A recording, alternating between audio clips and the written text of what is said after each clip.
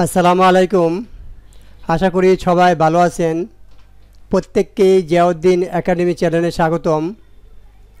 আজ আমার বেসিকলি টিউটোরিয়ালটা হলো শার্পার টুল নিয়ে, অর্থাৎ শার্পার টুল নিয়ে আমরা কিভাবে ড্র করতে পারি এটা নিয়ে আজ আমার আলোচনা।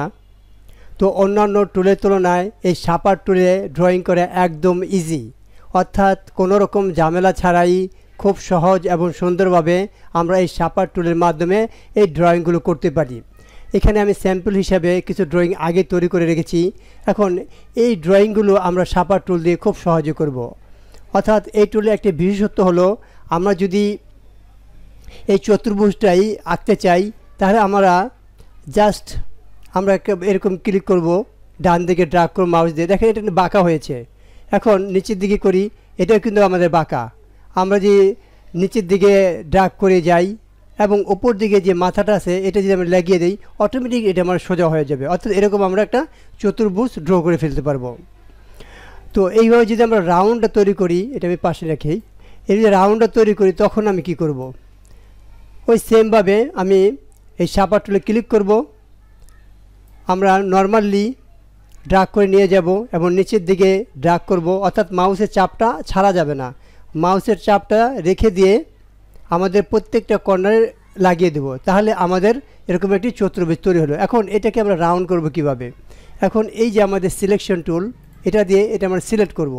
সিলেক্ট করলে যেহেতু আমরা রেক্ট্যাঙ্গেল এঁকেছি, ওই রেক্ট্যাঙ্গেলের পাশে একটা এরকম পুটুলি আছে বৃত্তের মতো, এটা ধরে আমরা নিচের দিকে ড্রাগ করে দিলেই আমাদের এরকম একটি রাউন্ড রেক্ট্যাঙ্গেল তৈরি হয়ে যায়। আর আমরা যেরকম বৃত্ত তৈরি করতে চাই, আমরা এই জাস্ট শার্পারে ক্লিক করব। এখন আমরা এই মাউস ড্রাগ করে একটা বৃত্তর মতো গোল দেবো। দেখো এটা কিন্তু আমাদের ওই রকম বৃত্ত হচ্ছে না, কিন্তু আমরা ছেড়ে দিলে আমাদের একদম বৃত্তর মতো হয়ে যাবে। অর্থাৎ কোনো রকম ঝামেলা ছাড়াই আমরা খুব সহজেই শার্পার টুল দিয়ে যে কোনো ধরনের শেপগুলো আঁকতে পারি। এখন যদি এই পলিগন টুলটা আমরা আঁকতে চাই, তাহলে আমরা এই ড্রাগ করে মাউসের ডান দিকে নেব, একটা দাগ দিলাম, আবার নিচের দিকে ড্রাগ করে একটা দাগ দেব এবং আমরা মাউসটা না ছেড়ে নিচের দিকে ড্রাগ করব, অর্থাৎ পলিগনের শেপের মতো আমরা তৈরি করব। কিন্তু আমাদের আঁকা বাঁকা লাইন থাকলেও সমস্যা নেই, সেটা শার্পার ঠিক করে নেবে।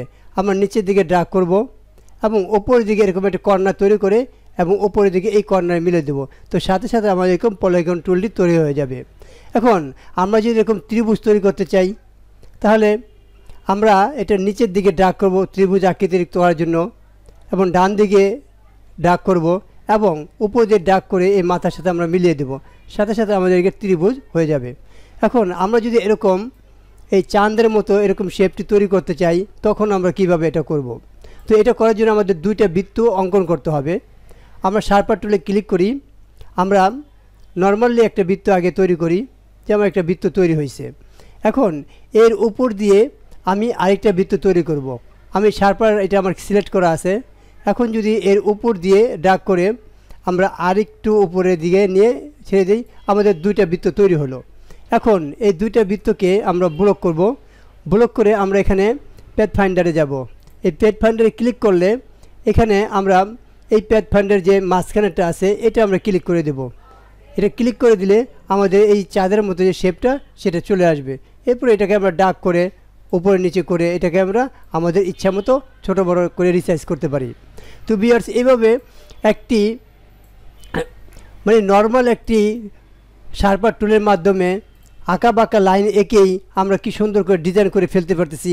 এরকম একটা টুলের ব্যবহার ইলাস্ট্রেটরে এটা নতুন ভার্সন আসছে। আপনারা যে পুরান ভার্সনে এটা পাবেন না, এটা যেটা আপডেট ভার্সনে যারা ইউজ করতেছে তারা এই ফিচারটা পাবেন। অর্থাৎ ভিউয়ার্স, খুব সহজেই আমরা যে কোনো ধরনের শেপ আঁকতে পারি এই শার্পার টুল দিয়ে। তো এটাই ছিল আজ আমার টিউটোরিয়াল, কীভাবে আমরা শার্পার দিয়ে বিভিন্ন শেপগুলো ড্র করতে পারি। এবং নেক্সট টিউটোরিয়ালে আমার পেন্সিল টুল এবং পেন্সিল টুলের নিচে যে সাব টুলগুলো আছে এটা নিয়ে আমার টিউটোরিয়াল থাকবে। সেই টিউটোরিয়ালটা দেখার আমন্ত্রণ রইল।